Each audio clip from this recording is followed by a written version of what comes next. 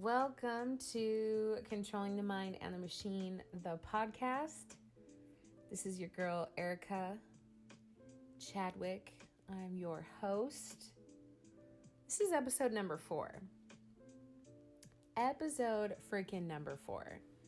I'm pretty proud of it. This has all been like a big learning experience for me for sure. It's something that I've been wanting to do, and now that the COVID has got my ass on lockdown, got some more free time that opened up, so I was like, okay, all right.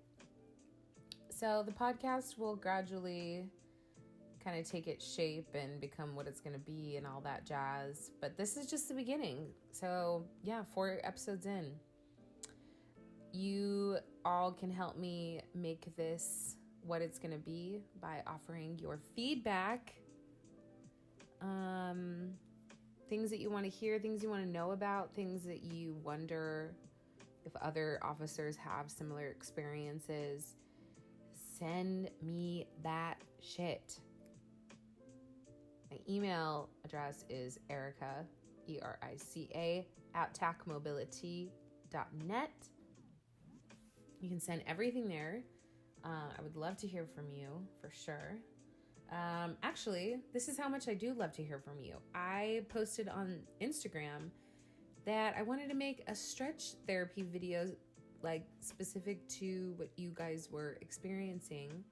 So actually the first guest of the podcast, Dave, good old Dave Rice, he said that he wanted some stretches for his hips. So I recorded a 30-minute stretch therapy video on YouTube that you can check out.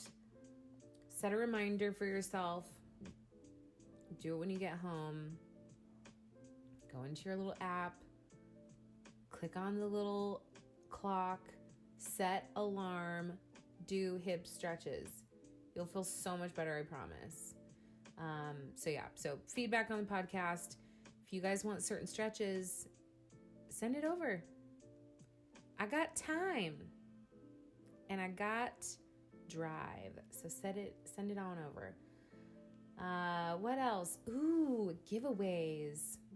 I just announced the winner of this week's giveaway. My buddy over at High Ground Gear, he donated actually 2 of these 35-liter Bang Pack backpacks. They're awesome. All the Molly. All of it. It's Ranger Green. I'll be raffling the other one off in a couple weeks. But yeah, it's really cool. So I announced the winner today. So make sure that you are keeping an eye out on Instagram so that you can tag bitches, your favorite friends. You do have to be law enforcement to win, so you got to provide them credentials. I'm cutthroat. I don't care. So yeah, giveaways, that's always fun. So this week was a little bit exhausting for me for sure.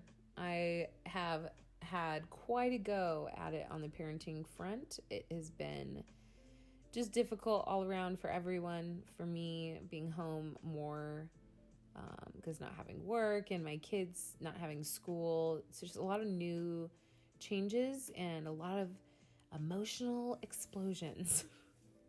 Explosions! Oh my gosh.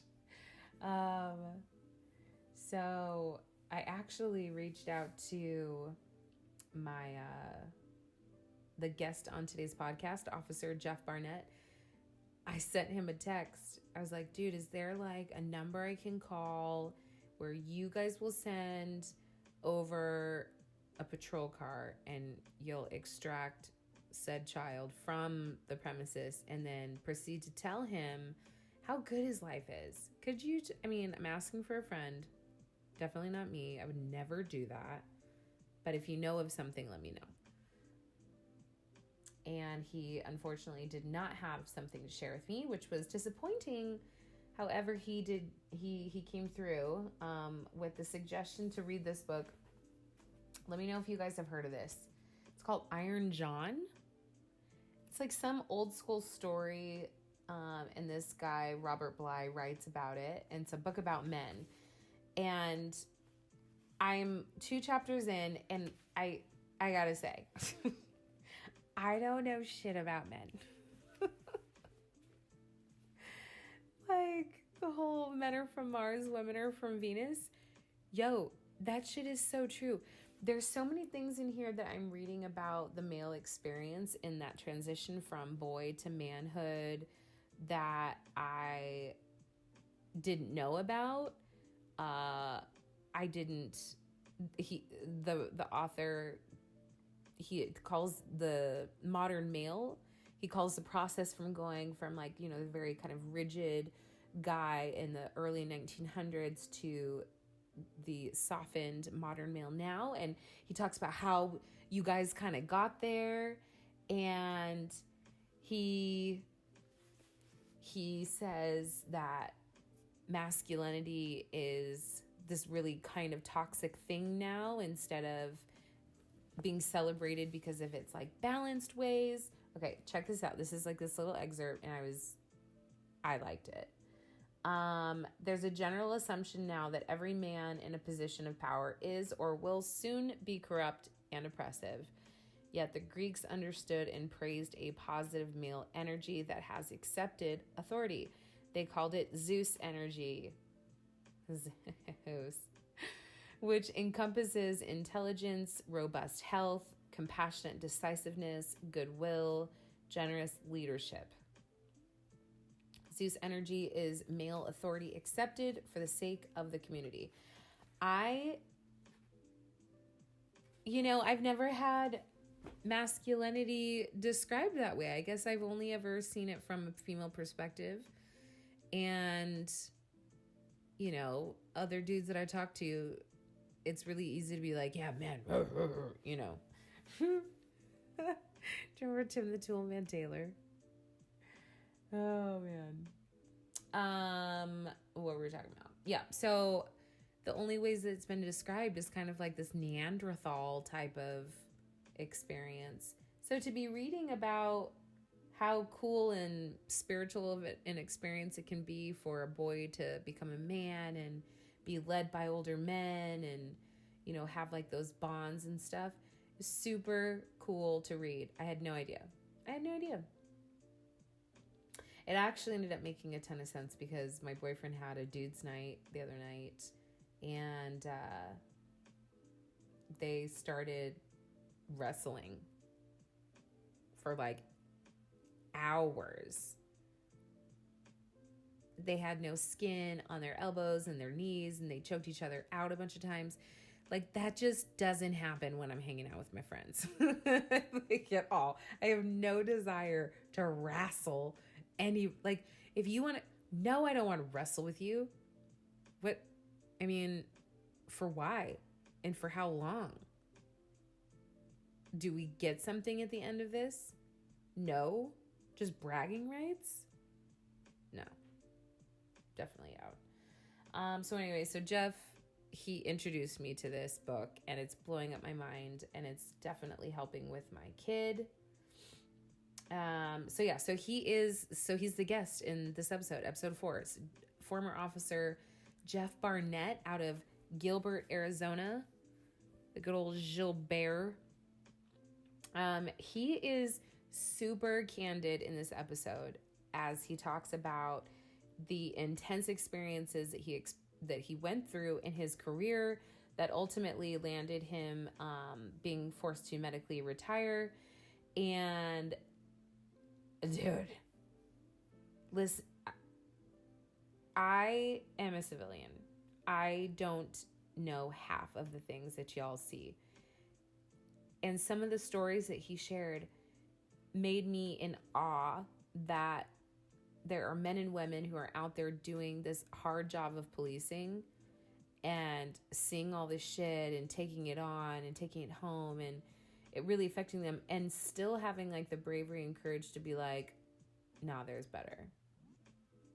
There's better. I don't have to be enslaved to PTSD or trauma or calls that I've gone to. Like, I don't have to do that. So it was really cool to hear about his journey. He went through, he went to this retreat, and I'll post all of the details at the bottom or in the description of the podcast so you can go check it out. But he went on this retreat and was able to face those sort of like inner demons, and what came out on the other side was something better than what he had imagined. And which led us to talk about the big what ifs that happen, when you're feeling overwhelmed. We catastrophize. We take a situation and we think about it and we obsess about it, and we come up with these what if statements, like these just really awful, what if I lose my job? What if I lose my family? What if I lose everything? What if I, hurt myself? What if I hurt someone else? And there isn't this sort of opposite side to the coin with the what ifs. There isn't like, what if I became a better person? What if I healed from this stuff? What if I didn't have the same issues that I face now in the future? What if things are better? So I think it's a really brave take at walking towards solutions. I did not know him prior to this podcast, and we are now best friends. That's what happens when you are a guest on the podcast, is we become friends, best friends, very fast. Probably faster than you want. Controlling the Mind and the Machine podcast sponsor, Ravencrest Tactical, spring-assisted out-the-front knives, the only unlimited lifetime warranty in America where you can use it, abuse it, wear it, tear it, no questions asked, covers it all. So if you are ready to get yourself a nice little seatbelt cutter or glass breaker, those all are a part of the knife. So you can just get one of those for your uniform by heading over to ravencresttactical.com and getting 10% off using coupon code ERICA, ERICA.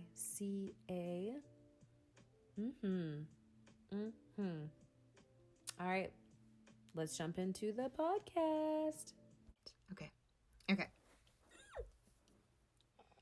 Okay, so I don't know you. So we're just gonna start from the beginning because we have a mutual friend, Laura Groth. Yes. Right? How do you know Laura?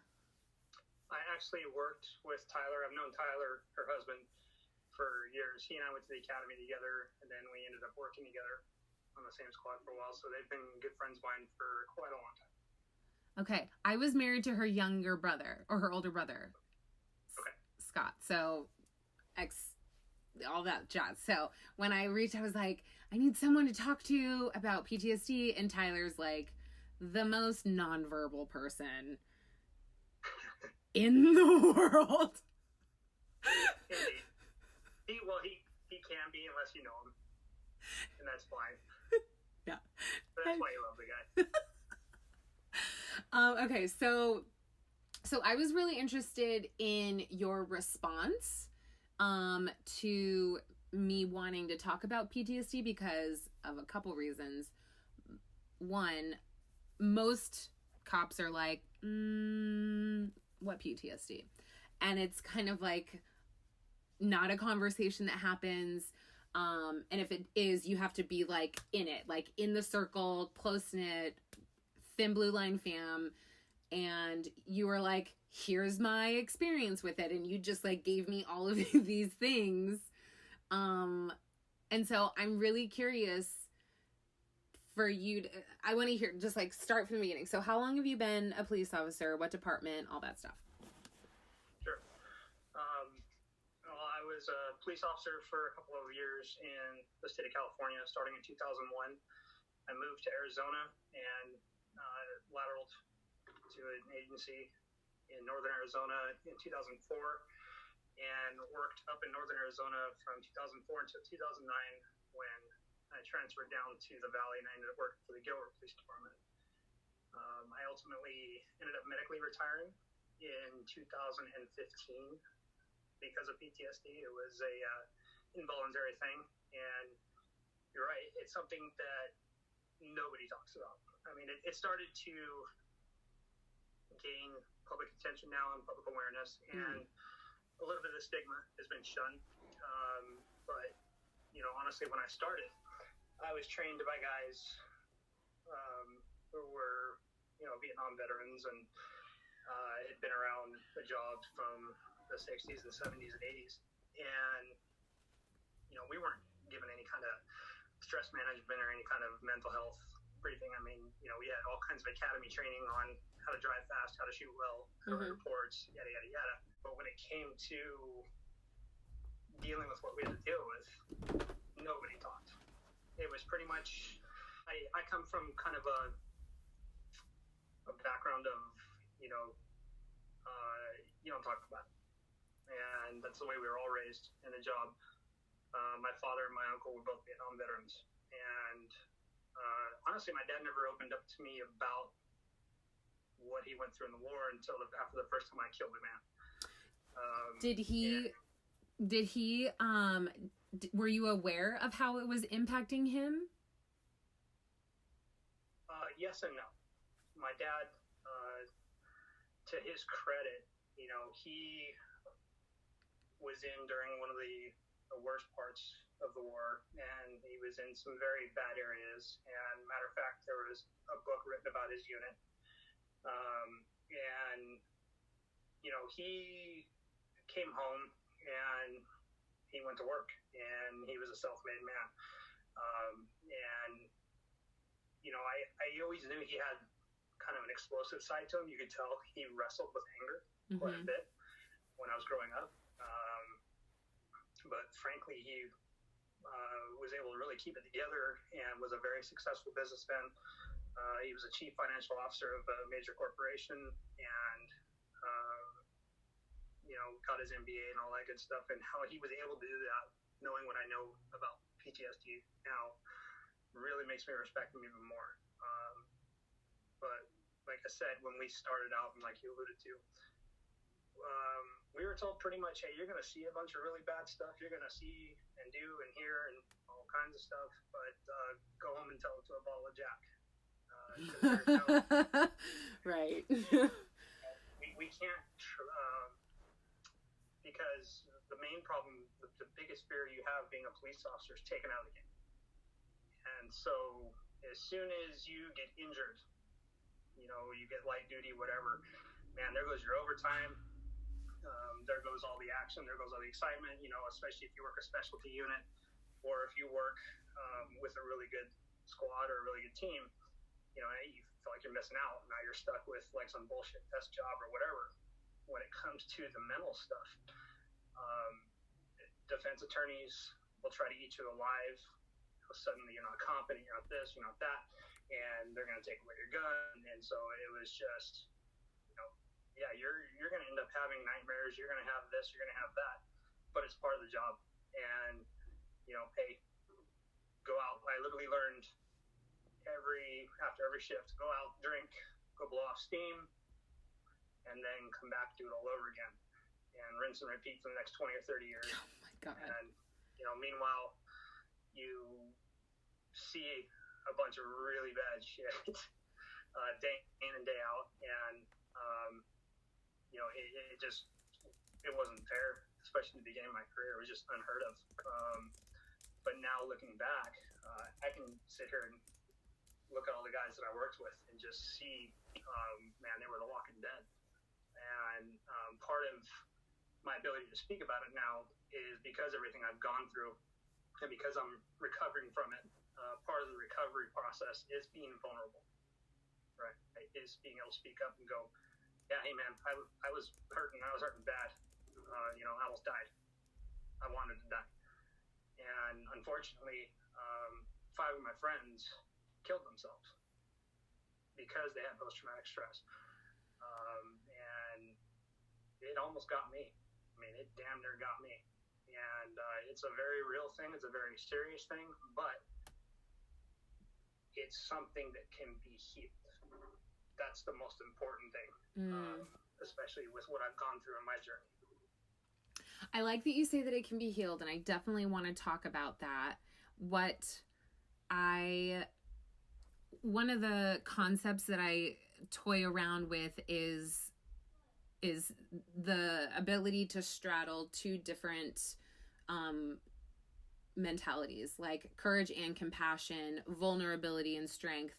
Like these two seemingly opposing ideas have to kind of go hand in hand. And I hear a lot of stories from officers after the fact where they understand, they can look back at their career and they can look and they can see how things needed to change or how behaviors existed. How would you say, if you became a trainer tomorrow and you're teaching guys out of the academy or you're talking to SWAT guys, how do you have a job like that and be vulnerable? Like, what does that look like? That's a good question. The biggest thing I would say is you can't call yourself a warrior, a defender, or a sheepdog or any of that other stuff if you don't take care of your mind first. Your mind is your biggest weapon, right? We know through countless tests and all kinds of stuff between military special operations and police units and the medical field and psychologists, all kinds of fun stuff, that your mind is one of the most powerful things we have. It's just inexplicable in its power that it holds. And so if you aren't doing everything you possibly can to take care of that tool and to make that your sharpest weapon and to make it grow through education, through meditation, through self-discipline and self-purification. And if you're not able to recognize on a human level, human beings are built for two things. They're built for two things by nature, and that's connection with other human beings and struggle. Why? Struggle. If you look at the history of human beings, everything on this planet tries to kill us, whether it's animals, disease, Corona. Yeah, I mean, everything. And our ancestors had to be able to hunt, had to be able to defend themselves, they had to be able to farm, they had to know natural remedies for disease and for all kinds of stuff. And life is hard. I don't care how lofty we have it now, with beds that are adjustable and iPhones and all this other kind of goofy shit. Life is still going to jump up and punch you in the face. It doesn't matter who you are, tragedy is going to find you. And every single human being you know, everyone you love, everyone you care about, eventually they're all going to die. And so you are meant to have connection with other human beings. The only way to connect truly with other human beings is to be vulnerable, is to have empathy. And so if you're not polishing that part of your skill set as much as you are training yourself with your firearms and your tactics and your report writing and your communication, you're really letting yourself down. You're also setting yourself up for some real problems later on, as I found out.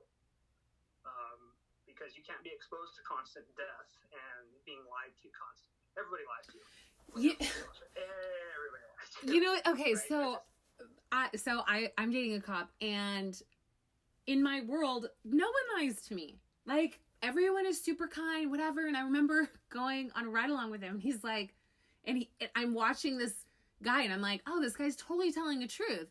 Like, this is his car, this is where he's headed, whatever. And then he pulls out this driver's license out of the glove compartment. He's like, hey man, is this you? Totally different, like, country, all this shit's different. I'm like, what? He's like, oh yeah, that's normal. All day long, people lie to you. So how do you expose yourself to this constant, like, bombardment of, like, lies and just violent and just shit and just, like, negativity and still maintain this empathy? How do you transition from call to call? I don't know what you did with Gilbert, but I live in Gilbert, and I tend to think of that as a much more slower paced environment. I don't know if that's accurate or not. as opposed to like, you know, SWAT guys that are in like these major areas where it's just like back to back, just like the worst calls. Either way, what's the mindset that you have to develop, or like a step, like this is an action point that will help you to move towards that mindset? Well, I've worked in major metropolitan areas, and I've worked in rural county areas. I've worked in low-income housing. I've worked in the town of Gilbert, which is obviously, you know, one of the more affluent cities in Arizona. And, you know, it's all kind of relative.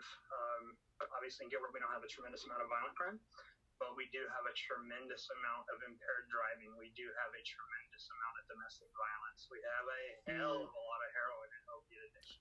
So the majority of the death that I saw in Gilbert was all heroin overdose, alcohol-related, and drug-related traffic fatalities, suicides. I've never seen so many suicides as we had out here in the East Valley. Wow, I didn't know that. Yeah, I mean, it was just ridiculous. And, you know, so where we lack in the violent crime, we certainly make up in all the other jacked up stuff. Yeah. And, you know, you see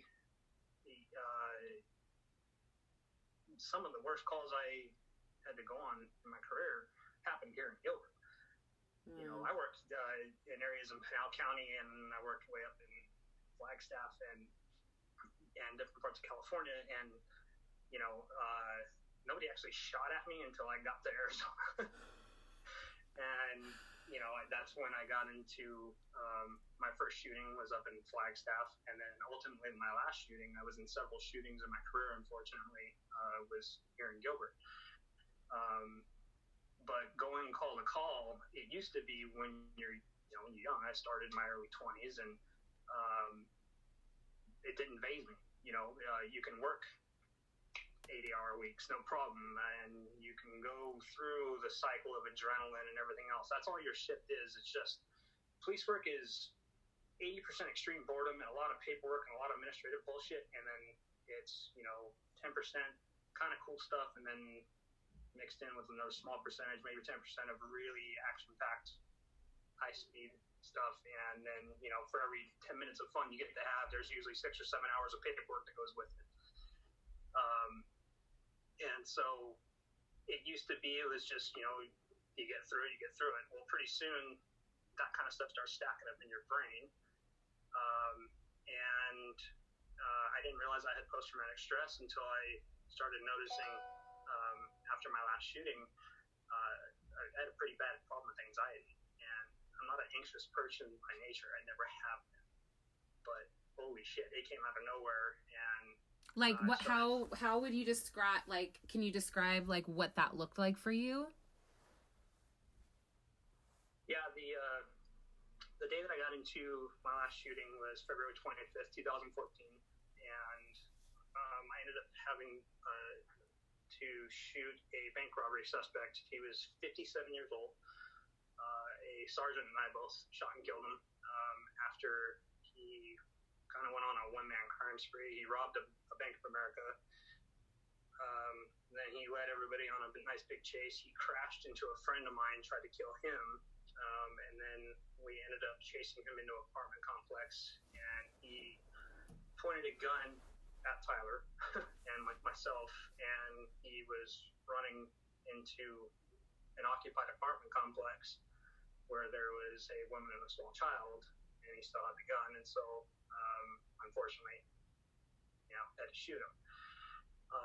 Again, like I said before, that wasn't my first shooting, and I'm not one of these officers who, I never had a question shooting. I got shot at first, or the guy had a gun. It was never oh shit, it was a cell phone, or, you know, one of those situations that thank God I never found myself in. Right. Because things happen very fast. It's not like the movies. And so when it happened, he died instantly.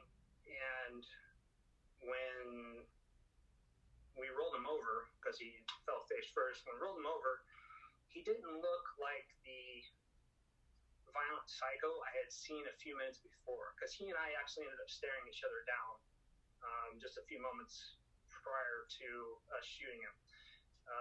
Before he crashed into my friend, he pulled up next to me on a driveway. I watched him carjack two guys. He took their truck, and then he pulled up. I was parked at the exit of a driveway. He pulled up within 10, 15 feet of me and just stared me down. And I'd been a police officer for quite a long time. I dealt with, I don't know how many violent felons and gang members and legit psychopaths. And this dude stared a hole right through me. And I'd never seen that before. And there was nothing behind his eyes. It was just like, come get me, motherfucker. That was pretty much the look he gave me. And after we got into the shooting and after we rolled him over and one of the officers, we started CPR on him and everything, he just looked like a sad old man. And for me, I had seen a hell of a lot of death before that. I'd seen people die in every way imaginable. I'd seen children die in every way imaginable. And I'd had a lot of friends killed, friends commit suicide, so on and so forth. And that day, the world felt different. And as I walked away from the scene and waited for my attorney to get there and all that good stuff, because once you get into a shooting, you're pretty much isolated. You're like on lockdown from everybody. This one felt different, and went home, couldn't sleep. Things got a little weird, and it was a very strange thing. When I got home, my youngest at the time was 13 months old, and my wife took a picture of me holding him in the garage, and he has my hat on. And he's 13 months old, and all I can think about was I'm holding this little boy, who's my son, and I sat there and thought at one point that guy was somebody's little boy. And it was just a very weird thing. He obviously made his choices in life, and he had a violent past and all that good stuff, and we had no choice. But it just there was something different about this one. And I went home and really couldn't sleep, and all of a sudden it wasn't necessarily that incident, the cop that popped up. It was all of the death and all of the shit that I had been exposed to prior to that. I started having pretty severe flashbacks. One that was in particular that was haunting me the most was from Cinco de Mayo, 2007, when I watched a woman burn to death. And it was a particularly bad day at work.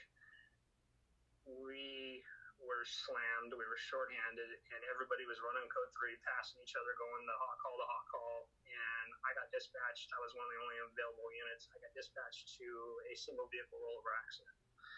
And I got there, and as I was on my way, they said that the car had caught fire, people had been ejected. It just sounded like Armageddon. And when I got there, sure enough, car overturned. It had landed on its tires, and the engine compartment was on fire, and so was the passenger side of the car. There was a woman who was trapped behind the driver, or in the driver's seat.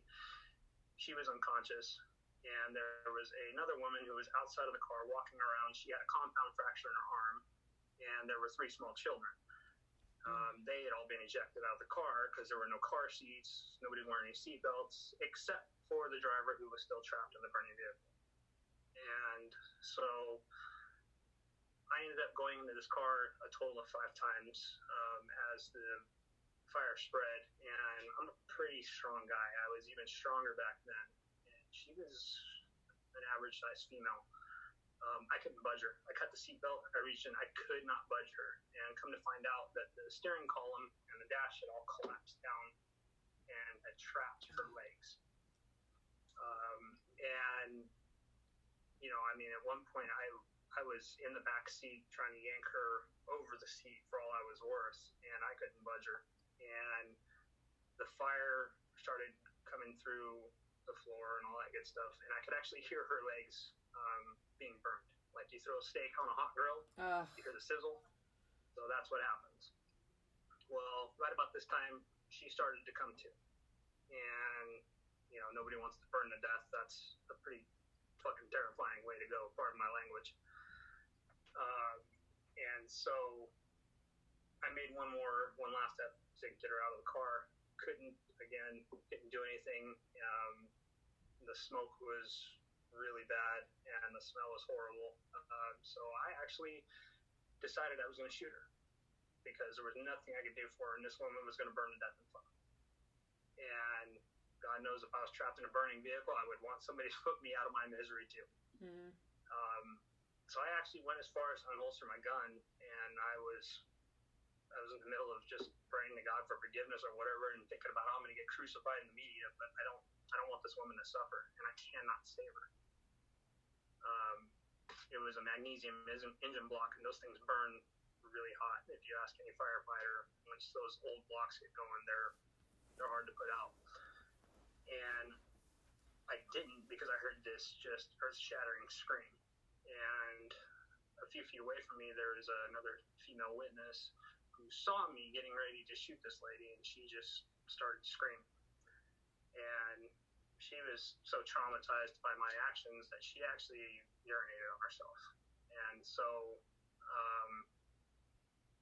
I put my gun away, and at that point I watched the woman who was in the driver's seat. She fell over towards the center console into the fire. I watched her hair disappear. It just evaporated. Wow. Flames. And yeah, she burned to death. I had to let her go because the baby, who had been ejected out of the car because he didn't have a car seat, he had a cut on his thigh that was spurting blood. So I had to let her go.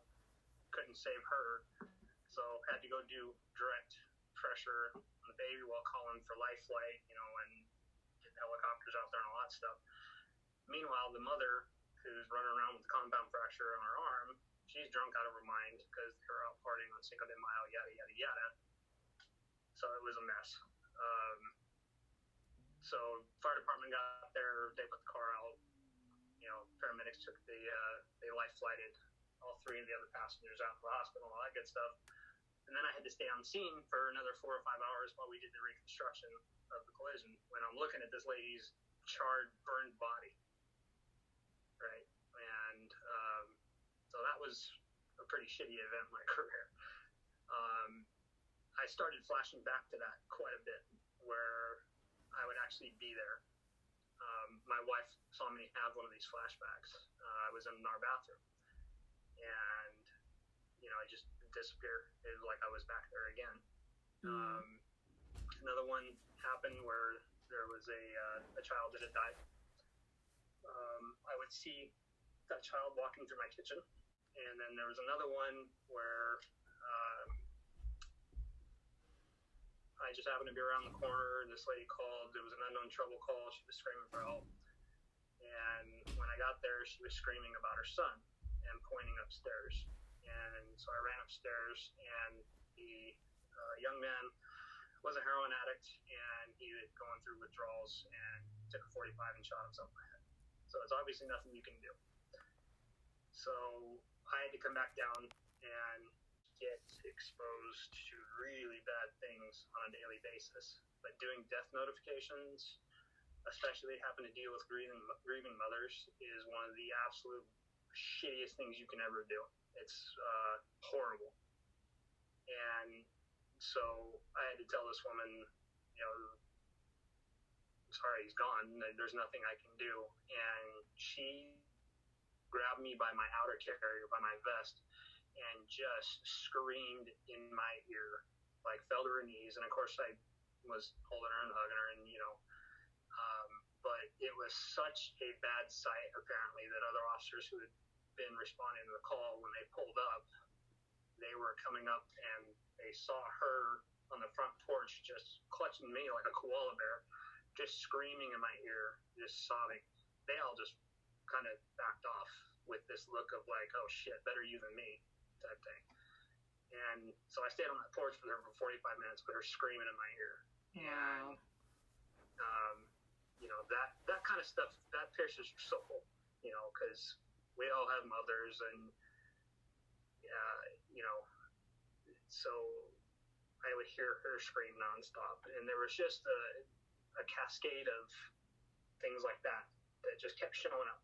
And what happens is you wind up, of course, you can't sleep. And then when you lose sleep, everything, my phone just cut me there. Yeah.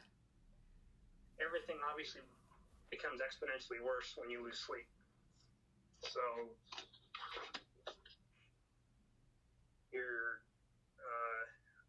you get to the point where, I was sleeping 2 hours a night, if that. And then, of course, you go to the doctors, and what do the doctors do? They gave you pills. Take this, take that, take this, take that. And they're well-meaning, and this is not to trash doctors at all.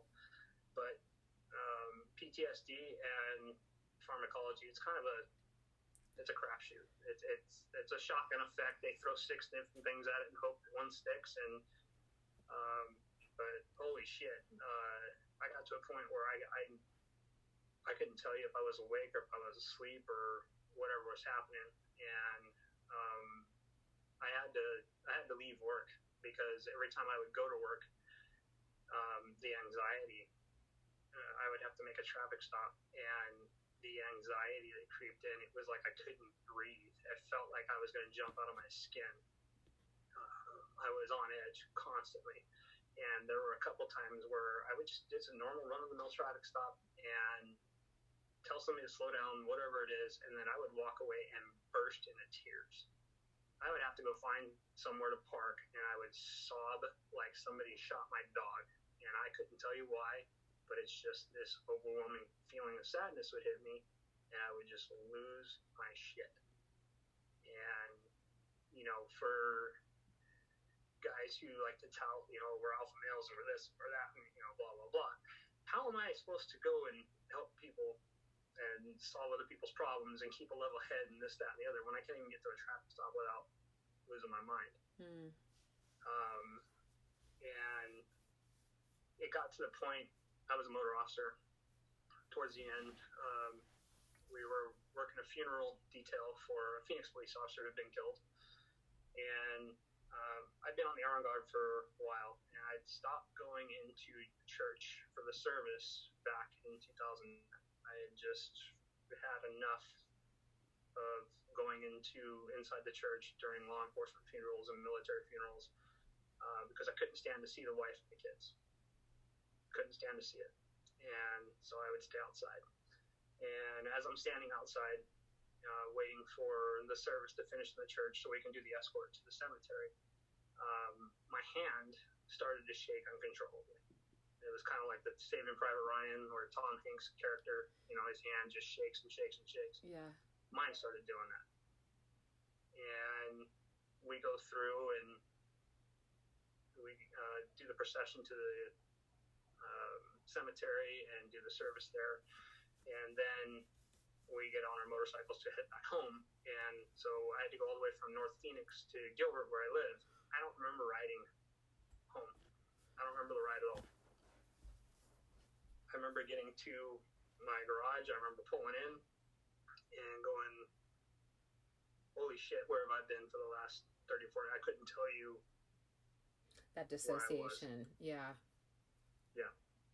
And so, my dog, I went and found, because again, I can't go and tell anybody at the department, hey, something's really wrong here, because after I got in that shooting, they send you to a psychologist or whatever, and they sent me to a particular psychologist. I don't believe the department still uses them, but this person is well known for really not giving a shit, kind of being in for the money and being really absorbed with themselves. And I went in and told this doctor everything, and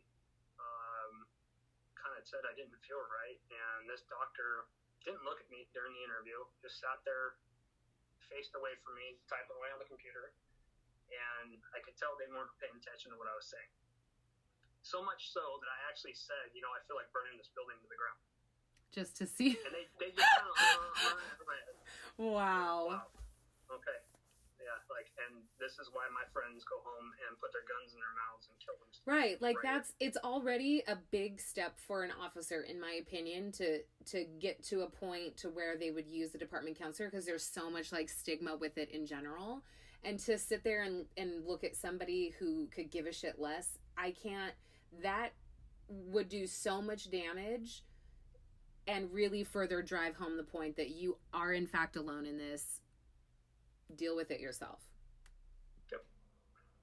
And so how do we deal with ourselves? We drink, we act like fools, that's where you have a lot of promiscuity that comes in, because when you're a police officer, it's not hard to get the attention of females.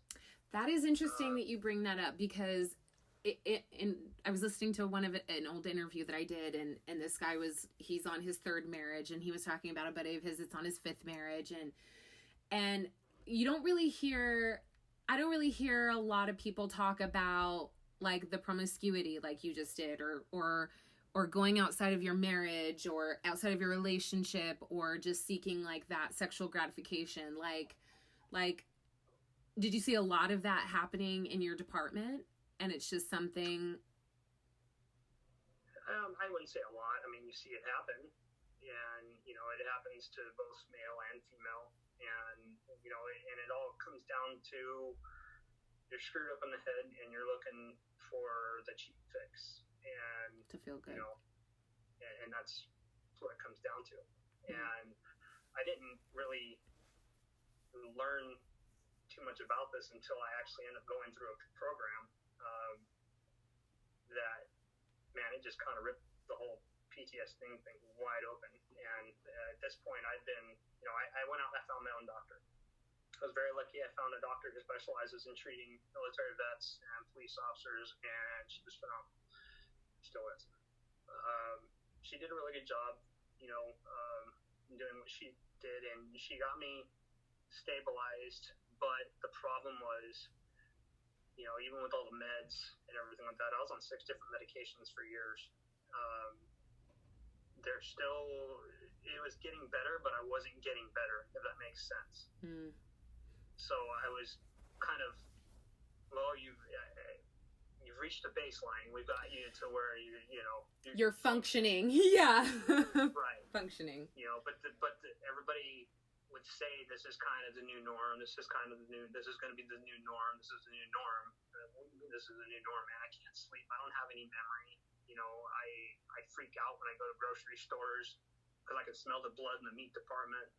I mean, there's all kinds of stuff that's going on. I'm still having pretty bad nightmares and stuff. Well, it's just, it's kind of the new norm. You've been exposed to God knows how many deaths and how many horrible scenes, and your brain's got enough. So unfortunately, it's just going to be the new norm. Shit.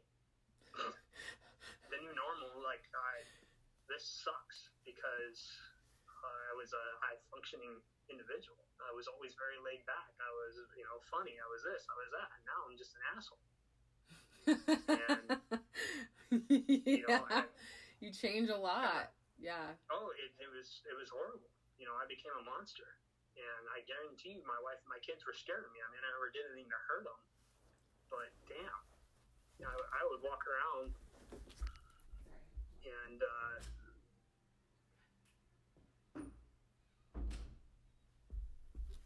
you would walk around. Sorry, that's okay. I would just snap at the dumbest things. My wife, she had a burlap wreath she had made, and she put it out on our front door. And I don't know to this day what caused me to have the reaction that I did, but I saw that thing and I went berserk, and I tore it off the door, tore it up. Oh yeah, did all this stuff in front of her and my kid. There's no reason behind it. It's because you're just seething with anger and sadness. You're just so sad all the time. And you just feel trapped and helpless, and everybody's telling you, well, this is just the new norm. It is what it is. And turns out that's not the truth. That's not the truth at all. So fast forward to 2018, a good friend of mine, who I'll keep anonymous, ended up going through a program called Save a Warrior in Ohio. And he was an Army veteran. He'd been deployed to Afghanistan, and he was also a career police officer, and had been a police officer for about the same amount of time I had. And had been through some interesting stuff, and PTSD was just wrecking him as well. And I saw him for the first time in quite a long time, and I almost didn't recognize him because he just seemed so light and so happy, and completely changed. He had color in his face again, and he didn't look like a zombie, and he didn't look like he was literally a step away from just blowing his head off. And it's like, what the hell? What kind of meds they got you on? I want some. Yeah, exactly. Like, what do you got? And he said, no, man, I went through this program, and I met these incredible guys, and just these incredible people, and I went to this place called Warrior Village. And he goes, you need to apply to this program. So I went online and I looked it up and put my application in, and they just tell you to be completely honest. And I was completely honest. And honestly, I wanted to fucking die. I was sick and tired. I was not the father I wanted to be. I wasn't the husband I wanted to be. I wasn't the man I wanted to be. I was just angry all the time, and I was just sad. And, now I had been forced to medically retire, so I had lost what I believed was my identity at the time. Yeah, that's big. It just, the world didn't make sense, and I didn't fit in anymore, and it just sucked. And so I was brutally honest with them, and I ended up getting a phone call from Brian Haggerty, who is also part of the foundation, and had about an hour-long interview with him, a pre-intake interview with him. And it was a very interesting conversation. It was unlike any conversation I'd had with any mental health professionals, and this, that, and the other. And keep in mind, this is 2018. I had retired in 2015, and I had spent those 3 years fighting with the city, not with the police department, not with the town of Gilbert Police Department, but with the town itself, especially their workman's comp insurance, because they wanted to say, they kept trying to say that, you're faking it. They want to cut you off. They want to do everything they can to get rid of your benefits. And they actually wanted to say that I wanted an early retirement so I could just sit at home and pretty much make more, make money and this, that, and the other. And it's like, at the time, I was making quite a bit of money because we had unlimited overtime.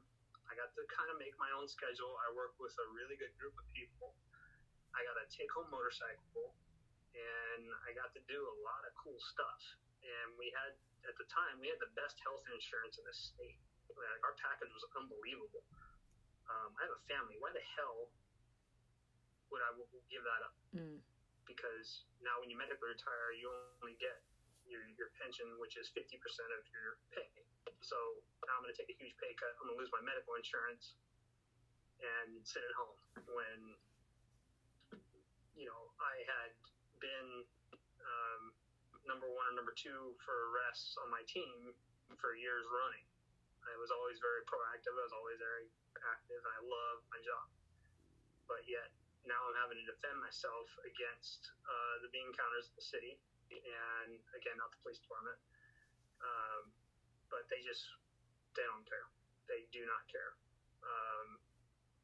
And so that was a long, arduous fight because, I literally went to work and damn near died several times doing this job. But yet when I get sick because I've seen too much, you're going to tell me I'm faking it. And so it was just a very depressing, I felt betrayed. And I was just stuck with that. And so go to this program, and they just get at you right off the bat. And what they have found that is, and you talk about mind control, and you talk about the power of the mind. What they found overwhelmingly with the majority of police officers and military veterans who have post-traumatic stress, they had it before they went into the job. It happened from something they had to do in their childhood. They had what's called an adverse childhood experience. So I had to take the ACE test, the adverse childhood experience test, and you're rated on a scale from 0 to 10, with 0 being you had no adverse childhood experiences, and 10 being literally you got everything under the sun. Yeah, I've done that one. Yeah. So, I'm like, is it better to be higher? No. Okay, cool. No, it's not. Yeah. Like golf, you want a lower score. And, I had a 4. My score was a 4. But there was a guy in my cohort who was a legit 9. And, that's bad. And, so they tell you basically what happened is you got exposed, you had this adverse childhood experience, and you were first exposed to your trauma back then, and then you went on to become an adult, you went into the military, you went into law enforcement, and you got exposed to all of this death and destruction and violence, and now you got a giant second, this heaping help of post-traumatic stress, and it's all manifesting itself, because now you're an adult. And their biggest thing is dealing with that. It's called the thing underneath the thing, right? Because how are you going to get rid of all the death that you've seen, all the dead kids, and all the times you've done CPR, and the times you watched your friends die, and this, that, and the other, if you can't get rid of what happened to you as a kid? And they teach you there the first day how to meditate. We do what's called warrior meditation. And so that was kind of my intro into, here's how your brain's going to repair itself. We're going to teach you how to heal yourself. We're going to teach you, your brain's going to fix itself. You're not going to need medication. You're not going to need this. You're not going to need that. Right. You're going to do the work and meditate twice a day, period. And, we're going to teach you what it means to be a man. We're going to teach you what it means, to be a human being, what it means to have empathy for other people, how to be vulnerable, the importance of it. And they just lay it all out. And they taught us how to ritualize our grief. And one of the things that they tell you when you go through the program is time is no longer linear. Right. So, that's valid as shit. Yeah, it's crazy. Yeah. It's absolutely. You're only there for 5 days, 5.5 days, but it felt like I had been there for a month. And the stuff that they introduced us and the stuff that they taught us, as soon as I got back, and I can go into much greater detail on all that stuff, but as of today, I've meditated for 12,000 minutes total so far. My brain has come back online. I don't need my meds anymore. I've been off my meds for just over a year now, because we're in March. And my memory has come back. My mood has stabilized. Yeah. I have gratitude in my heart. I have peace in my heart. I still have my daily struggles, but I can keep it all in reference. And yeah. It's because I understand what my mind does now. You can control it. And that's I think that it's really important, and that's something that I try and teach with the program, is that your brain wants to repair itself. You just have the sciences behind how it all works is just it's a very new science. Like 2018, right? That's like yesterday. You know what I mean? In comparison to how long some people have been in their career. And so it's really hard. It's kind of like that teaching an old dog new tricks. Like it's a hard concept to believe that just by spending time facing your own. I heard this quote about like meditation is about facing your own inner sabotage, where that's really it, is it's going, you've got to just face these things that your mind has created over time and, you know, nurture, nature, all that stuff, but that your brain will repair itself. In the same way that it took you a long time to get to a certain place, you can also unravel that thinking, but you have to be quiet enough with those thoughts, with all of those like demons that are in your mind. You have to face them. So like, how was that? Oh, go ahead. I'm sorry. You know, you're absolutely right. And what they tell you in meditation is, and I ask the same thing to you, and I'm sure you practice this. You pose to anybody, and I've talked, because I help train police officers now in Brazilian Jiu Jitsu and stuff like that,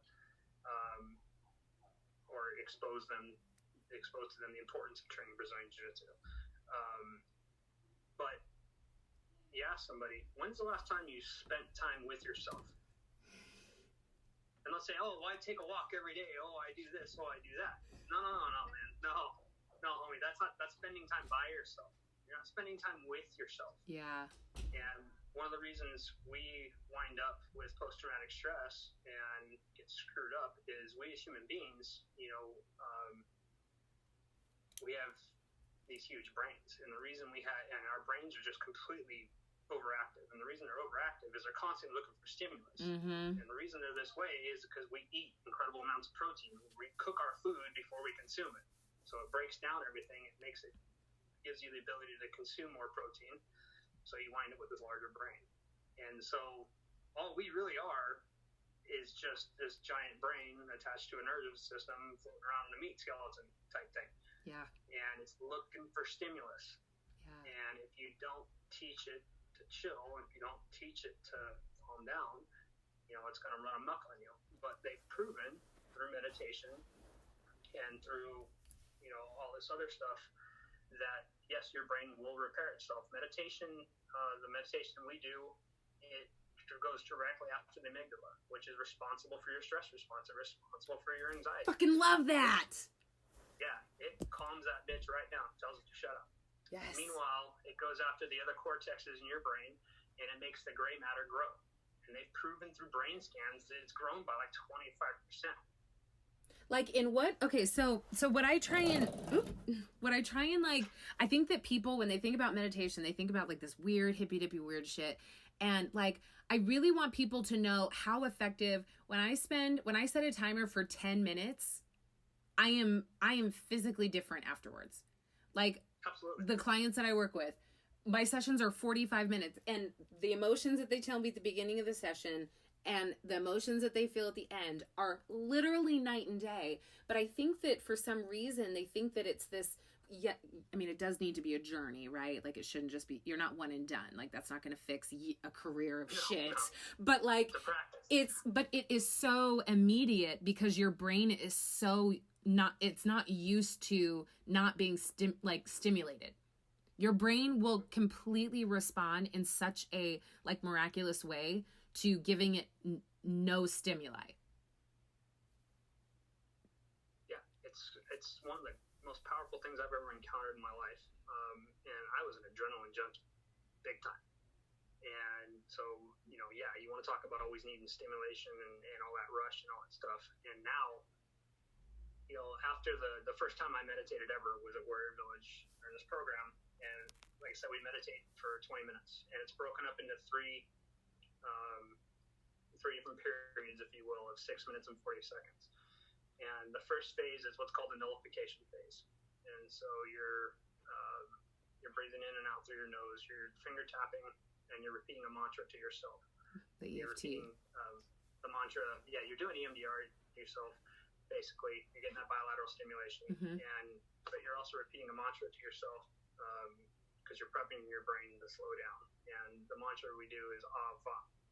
Why? Because it doesn't mean anything in the English language. So, like, if you did cat dog, then your brain would start thinking about all the cats you've known, and I hate cats, or I'm allergic to cats, and then dogs. I love my dog, or my dog will pain in the ass. Squirrel. Yeah, it takes away from the meditation, right?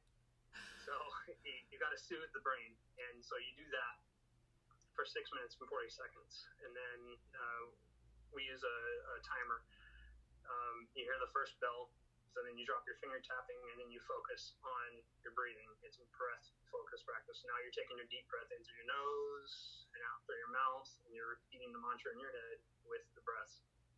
You do that for 6 minutes and 40 seconds, and then you hear another bell. Then this is your metacognition phase, and this is where the money making phase, where you make all your money, right? Because all the bullshit of life is going to get out of the way, and all the answers to your problems are going to come during this phase. And I can't tell you, I keep a journal with me for when I meditate, because I swear to you, I can't tell you how many times I've had some problem plaguing me with like a repair at the house or a car, or I'm currently back in school, so I'm having to deal with a lot of advanced mathematics, and I have these equations that are bothering me, and it's like, son of a bitch, the answer will just come to you. So the last podcast that I recorded, which comes out next week, we talk about intuition. He's like my sub brain. I go, it's so funny. Like you fucking guys and your fucking lingo, you gotta be like my sub brain. You gotta be like, I don't say mantras. I call them brain commands, because we can't use like language like that. Is just, what do you mean mantra? What the fuck is that? But like there's so much brilliant policing that will come out of slowing down and listening to that voice, that like that super wise part of you that's just covered up with stimuli and just stress and shit. And I like that you talk about that. Like, did you experience any of that while you were policing, or like, did you ever get like glimpses of that, or was it more of a reactive state when you were policing? I'm sorry, you have to repeat that. Your phone froze or something happened when you were starting to ask me that question. And maybe I kind of worded it kind of funky too. So it's important to tap into that intuitive voice, that wise voice that's within every single person, but it's what's going to make you a really smart police officer. Prior to this meditating and you being quiet enough to tap into that voice, did you have like moments of that while you were policing, where like you would get these glimpses of that like wisdom where you're just like, whoa, what the fuck was that? Because I want people to know that like that's in every one of you. Did you experience that often? I did, and that was, you always trust your gut, period, right? Your gut's never wrong. I don't care if you're a police officer or not a police officer. Right. You as a woman, as a mother, and everything like that, you always listen to your gut. And if something feels wrong, it's because it's freaking wrong. The universe is trying to tell you something's wrong, right? And yeah, you run police work. Good police work is done off of instincts. It's done off of being able to connect to other human beings. Man, I wish I would have known about meditation even back as a rookie, because not only is it a great, sorry, my neighbor, I don't know if you can hear that or not, but the answers that come to me and just the overall awareness that comes to me when I meditate, like you said, just the physical feeling of calmness, and just your ability to understand things and to look at things from the outside in. You don't have that when you're surrounded by stress, when you're surrounded by a bunch of stimulus and all that. And yeah, I mean, it's one of the most powerful things I've ever done, and it has given me the ability to be such a better father and a better husband and just a better neighbor and person. And it really, it does expose you to your own bullshit.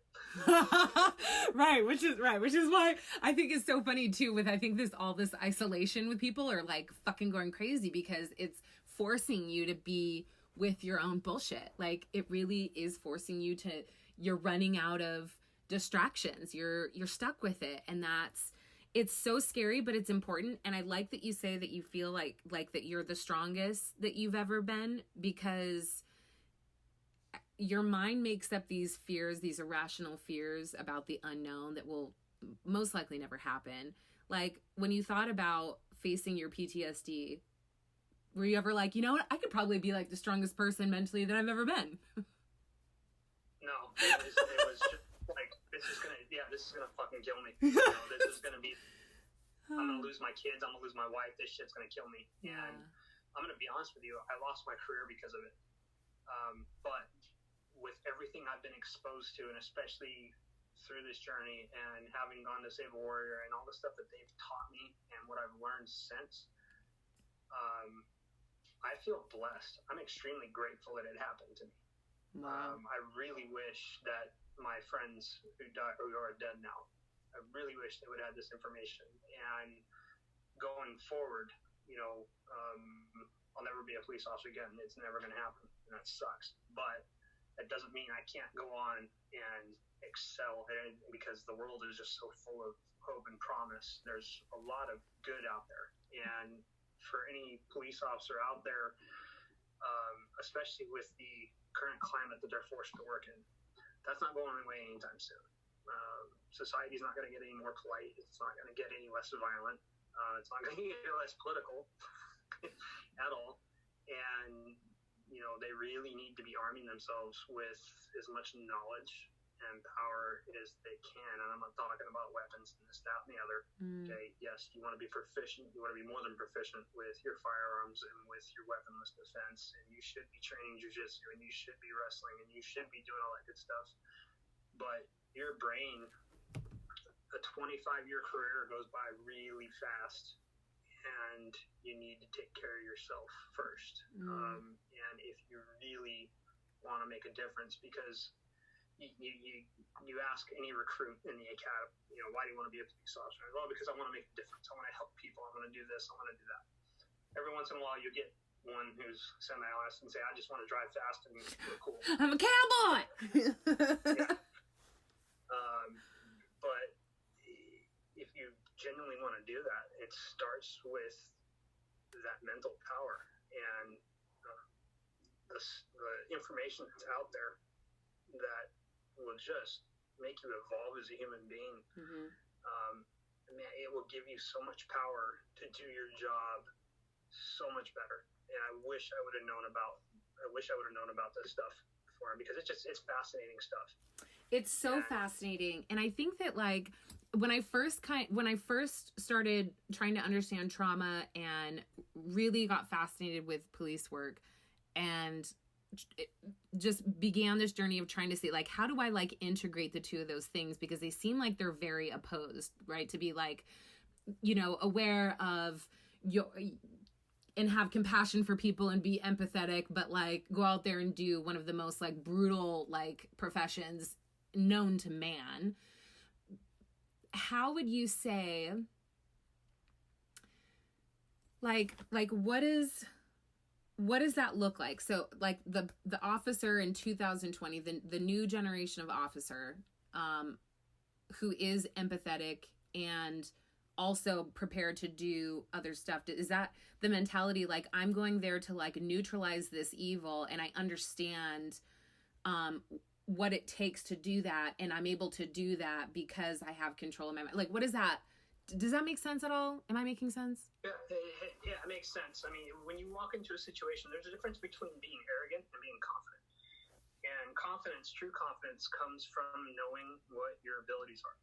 So if you know you have the ability to de-escalate the situation through the use of intelligence and through the use of, you know, human connection and all that good stuff, that's a great tool to have. Now, there are going to be situations, and I don't give a shit what the press says. I don't care what the media says. They don't do the job. There are going to be situations where you're not given a choice. It's like you die or somebody else dies. And it's violent, it's loud, it's scary, and it happens really fast. And but, you know, it's never going to change the fact that police work is at its core dealing with human beings. And so if you know how to properly connect with these human beings, your interviews are going to get much more detailed.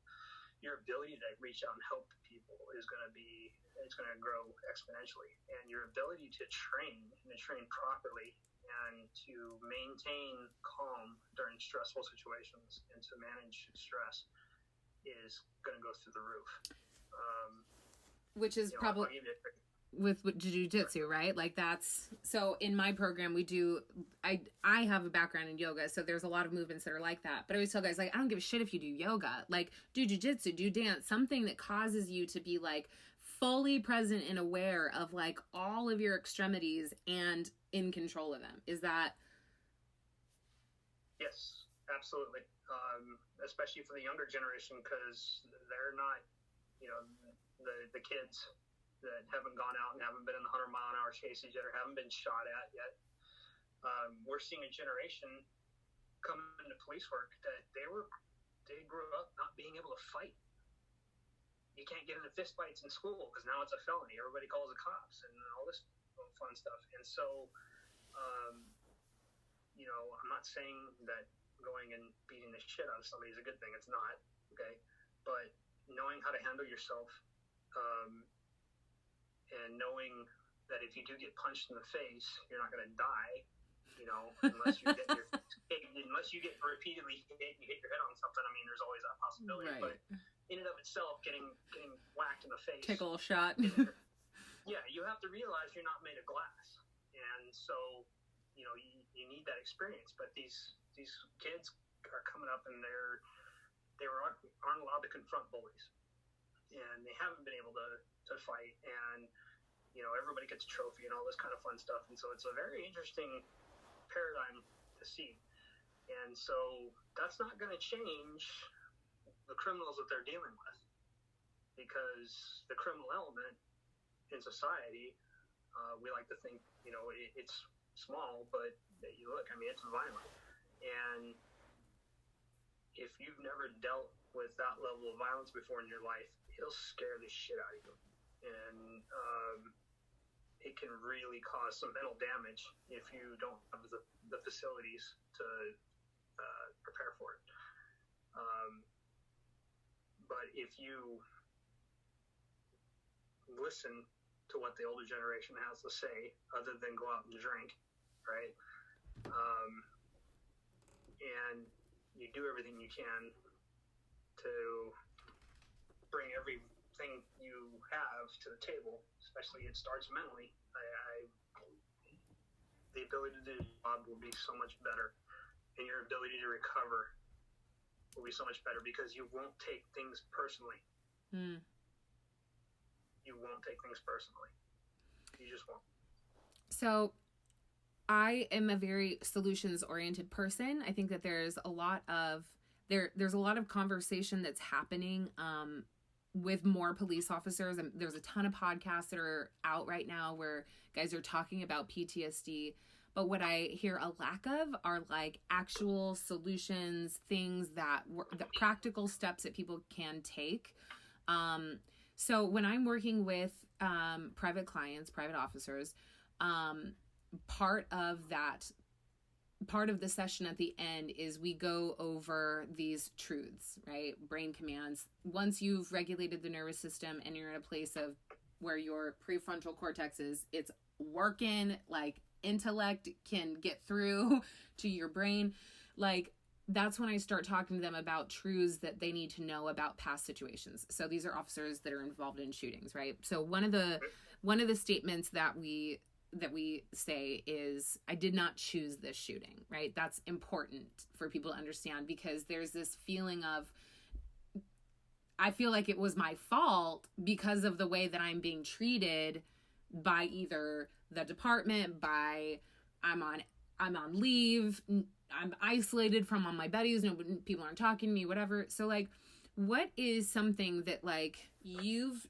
talked yourself through repeatedly that's helped you process and kind of like integrate that experience? Because the experiences that you guys are involved with are these external things that they're not you, they're something that you went through, right? So what are some of those things that you've taught yourself over this time?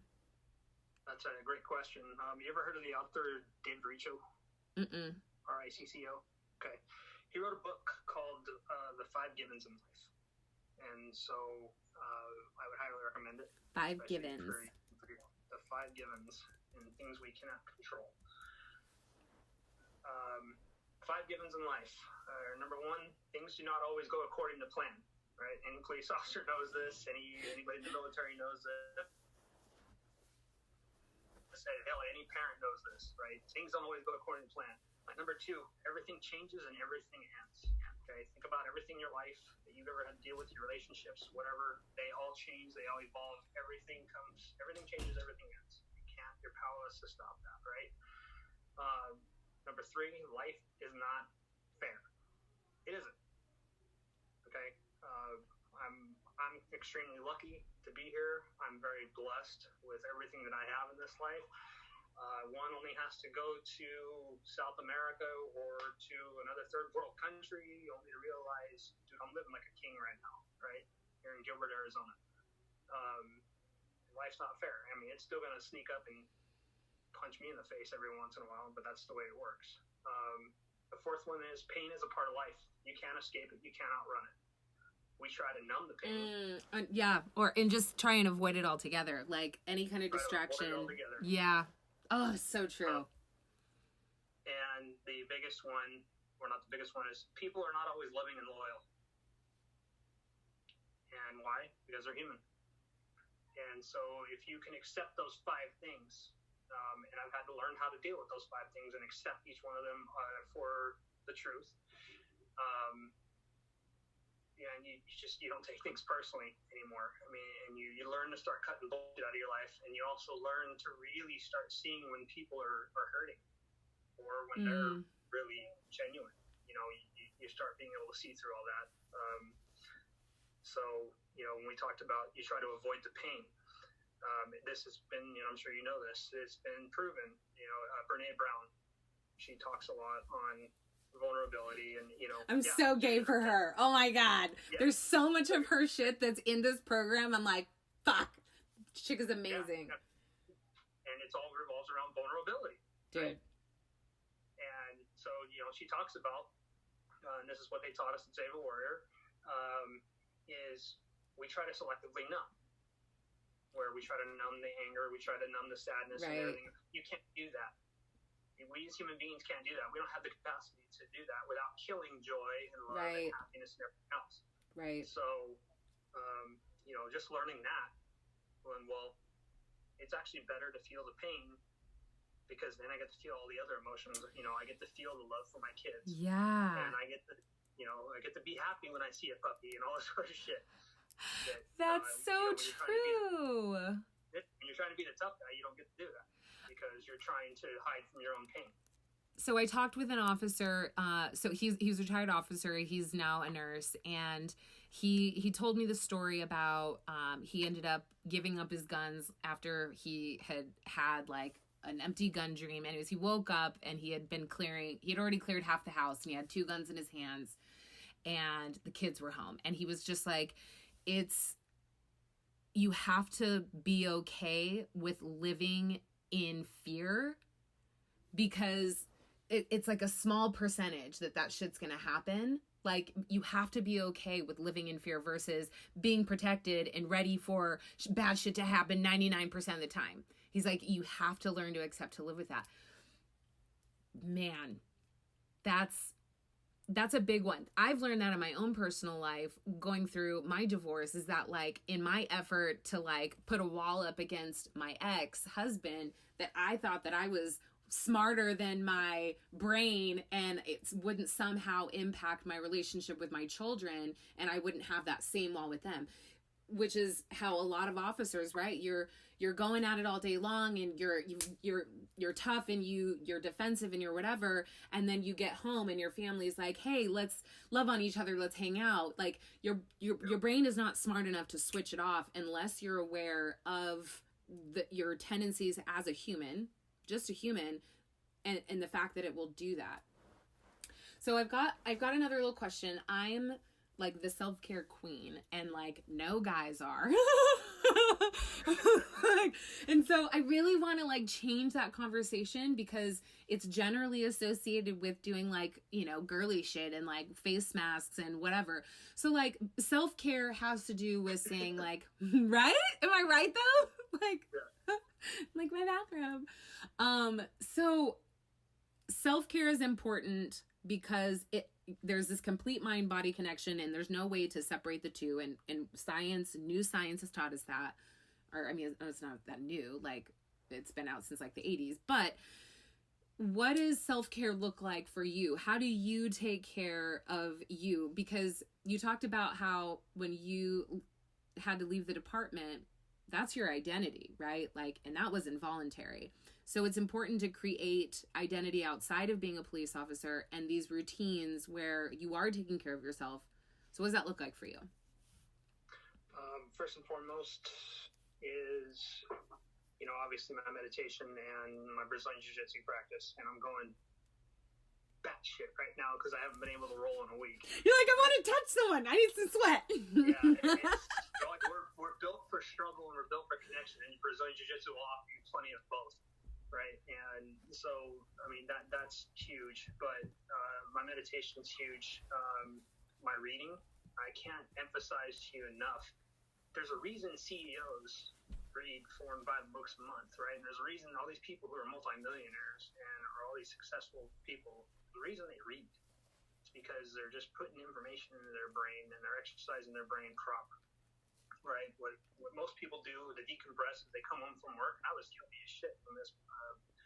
You know, you come home from work, you're exhausted, you're tired, you sit your ass down, you watch TV, and you fill your brain with the wrong message.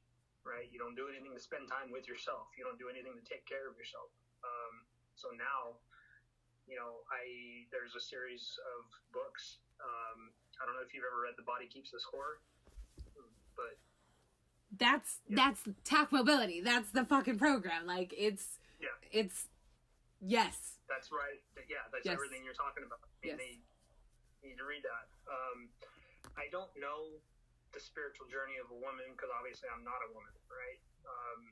And so I can't speak to the feminine. I can only speak to the masculine because that has been my journey. I know that most guys today, they have no idea what their 4 parts are, the 4 pillars of manhood, and that's the king, lover, warrior, magician, right? And so I'm trying to read up and educate on it, and, you know, the more you read, the more you meditate, and just the happier you're going to be. You definitely need to do something physical. Yoga is great. I love yoga, right? It's also helped my Brazilian Jiu Jitsu practice.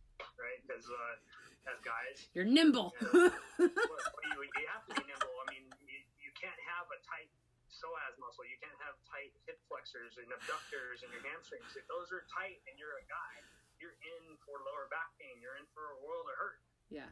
Right.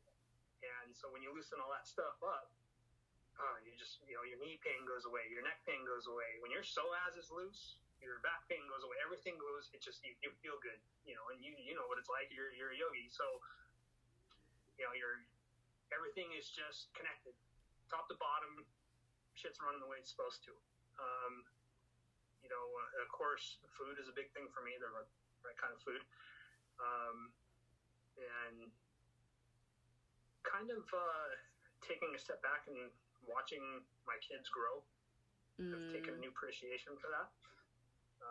Just being present with them. Yeah, and you know, really getting to see them go through the same struggles I remember going through as a kid. You know, I mean, thank God they didn't have the insanity I had to deal with. But yeah, just being present. Being present's a huge part of self-care. There's no more nothing. There's no more. Yeah, I struggle with that. Yeah, I mean, me too. But it's so that's what it looks like for me, is just tying it all together. And when you don't take care of yourself, man, it's amazing how quick things go downhill. And you know, like I got sick back in December, and I couldn't do jiu-jitsu, and I couldn't quite meditate because I couldn't breathe out of my nose, and so I was just like, holy shit, the world's upside down. But yeah, I mean, self-care for me is learning about that mind control. It's huge. Dude, Jeff, man, I very much appreciate you sharing that with me and with the officers that listen. We had like 70 people listen to my first episode, which is, to me, that's a success. It's a success. Yeah. And I travel all across the U.S. and I will for sure. You said you train here locally in Gilbert? Is that? Yeah, in Gilbert. Okay. I will be posting Jeff's information so that if you want to learn how to train jiu-jitsu and the importance of that, like mind-body connection and being present and learning how to be in control of your mind and your body, seem like you'd be a really great resource, or whatever. But I definitely appreciate you sharing that with me. I can't wait to like incorporate that into my next private session and just talking to people. One more little question before we hang up.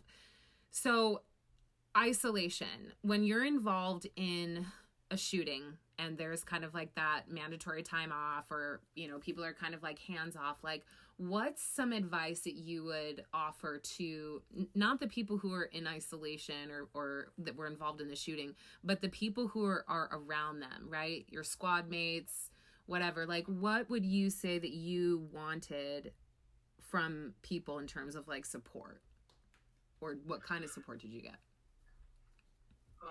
You know, I got a fair amount of support. I got a lot of support from the command staff. I got a fair amount of support from the guys that I worked with. You know, I had a good friend of mine who showed up at the house, and you know, he brought me beer and all that good stuff. And but it is crucial that you know, and I know the big tough guys don't want to hear this and blah blah blah. You know, you may be involved in a shooting and it may not be traumatic, and that may be okay, right? It may not be, it just isn't traumatic to you, because there's officers out there that, you know, and there's guys who go off to war. It isn't traumatic. That doesn't mean they're psychopaths. It just doesn't mean it wasn't traumatic to them. They have the ability to have equanimity with it. Mm-hmm. But they need, for me, you know, it was that loss of sense of security because your gun's taken away, and you know, now you're not allowed to go to work, and you're not allowed to talk to anybody. You know, you can't talk about the details of the shooting. You can't talk about anything like that because, you know, the attorneys will use it against you and this, that, and the other. And technically, you are considered a suspect in a homicide if the shooting was fatal. So they need to be able to get out of that. And obviously, I think meditation would be a huge thing for them. But being surrounded by empathetic people and people who, you know, are willing to grab him or her and go, hey, look, I love you. Right?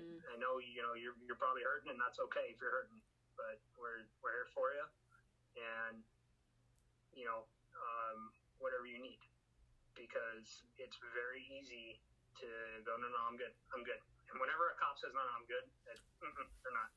1,000,000% I've learned that. I'm like, bullshit. I call bullshit. I can see it in your face. Yeah, and they just need to be able to express that. And like I said, jiu-jitsu is, I got so lucky to find the place that I train at. My professor and his wife, he's actually a retired police officer and was former Secret Service and was in the military and all that good stuff. And, you know, she's just a badass in and of herself.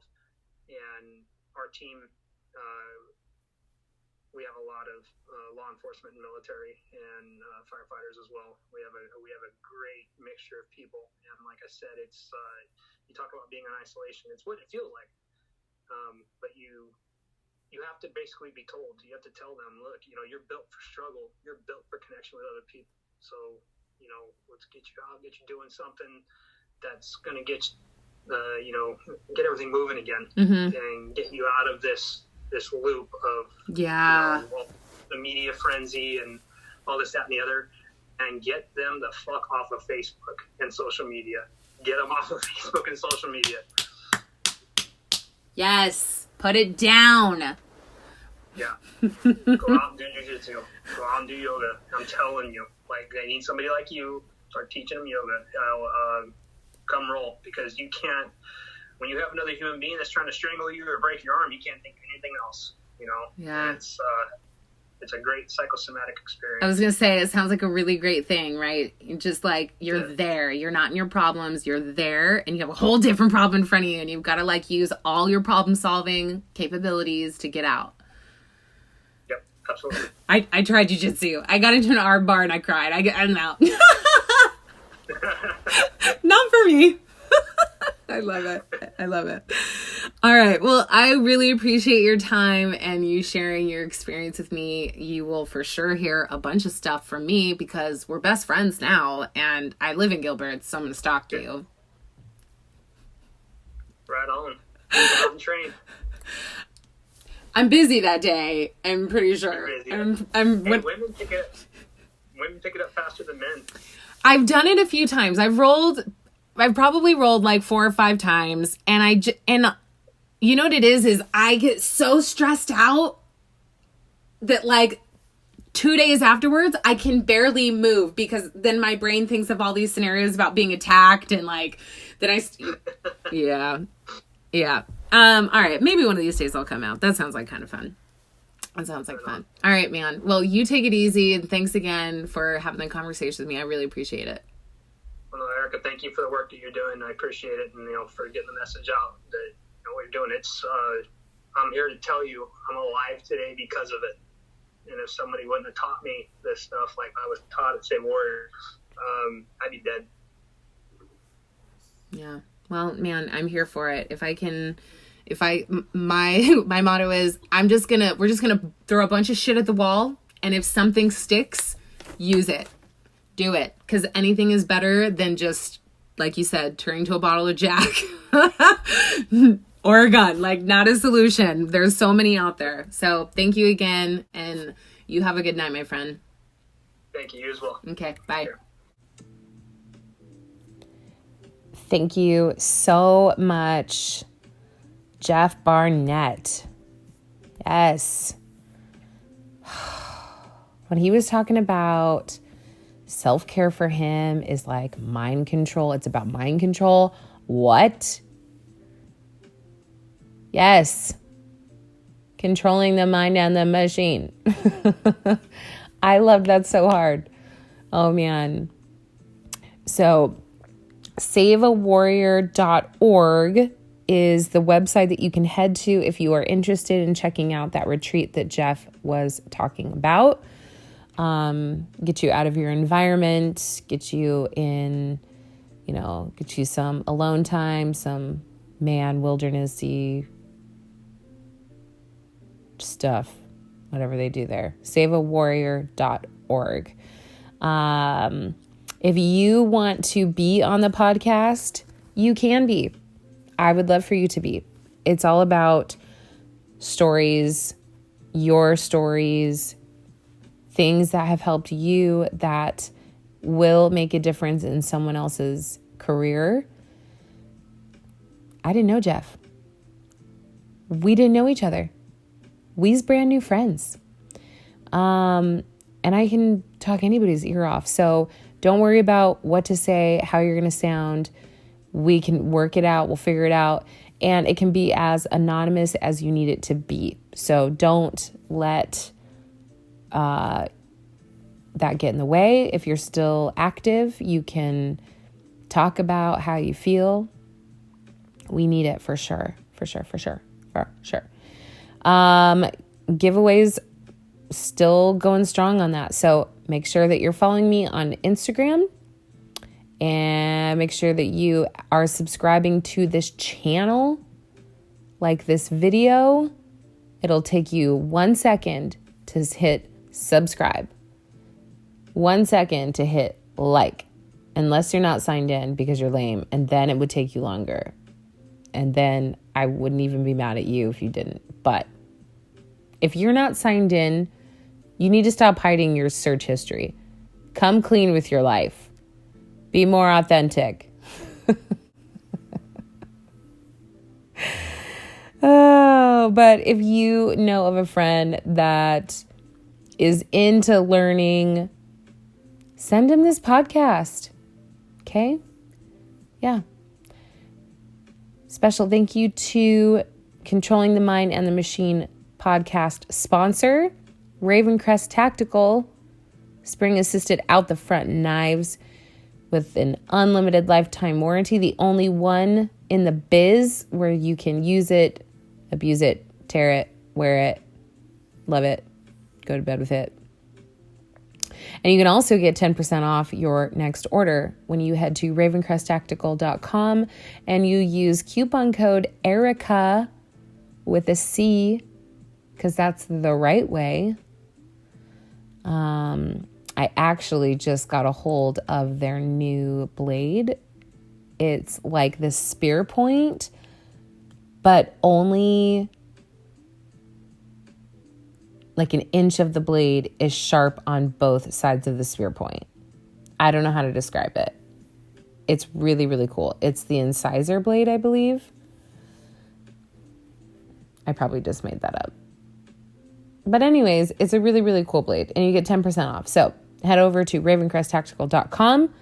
Tune in next week for one of my buddies that I've known for a super long time. He's joining us, former firefighter turned Arizona DPS Ranger. Gives us a special shout out to the police. It's that redemption that y'all have been looking for. So stay tuned. Next week, that one will drop.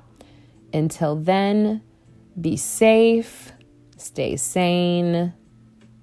I will see you next week on Controlling the Mind and the Machine podcast with your host, Erica Chadwick.